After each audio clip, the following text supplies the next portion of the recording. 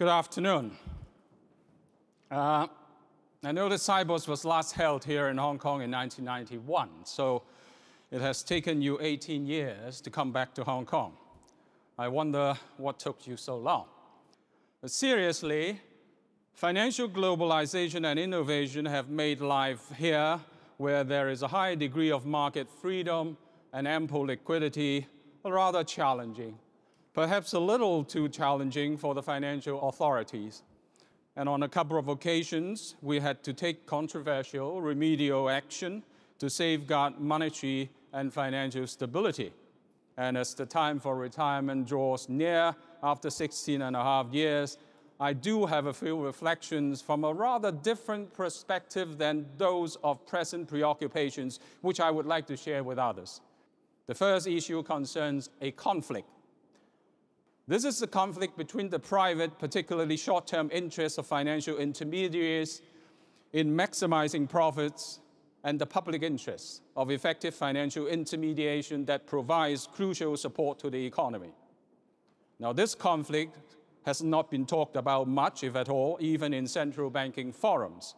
But it is, I'm quite sure, one important contributing factor to the making of financial crises.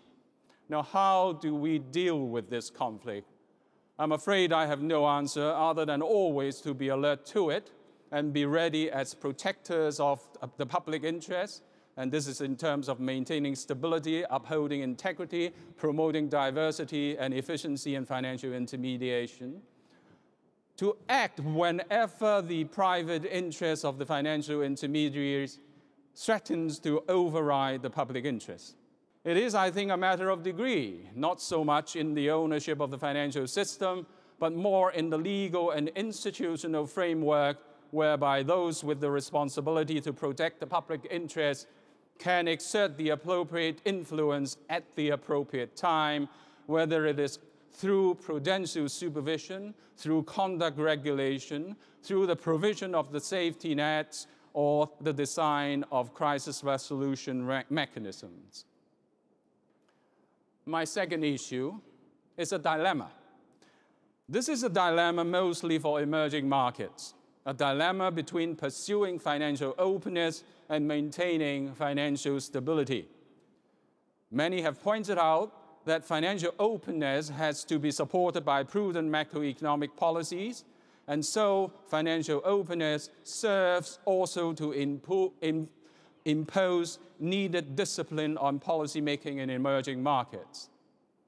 I fear, however, that it is only true to a certain degree, in that the discipline imposed by capital mobility on emerging markets seems to be a lot tougher than that imposed on developed markets.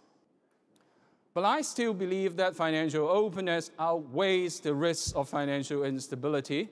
My third issue is simply a reality. The reality here is that in finance and perhaps in other areas, it is difficult, if not impossible, to find a textbook perfect market where, for example, market participants are all price takers and not in a position and therefore not having the incentives to try and move markets in their favor. Fear or greed fed by information or misinformation, stoked by manipulative or predatory behavior by a few, often takes hold to such an extent as to produce volatility well beyond prudent risk management parameters, threatening a complete meltdown of the financial system or other forms of financial breakdown. As supervisors of financial institutions and regulators of financial markets, our duty is to do our best to prevent these situations from occurring. But market intervention is always controversial.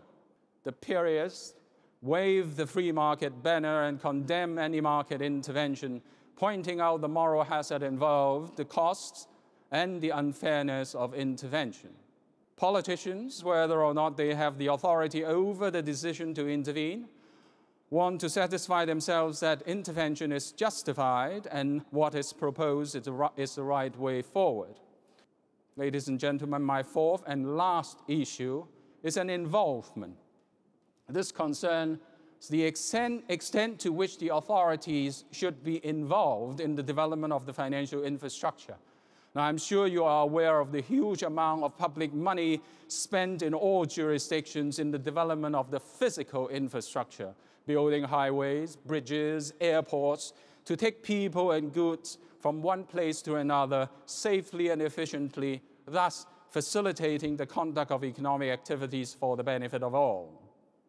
These authorities, however, seem to devote only disproportionately small amount of resources to the development of the financial infrastructure, to move money and financial instruments from one entity to another safely and efficiently for the purpose of enhancing financial efficiency that promotes economic prosperity.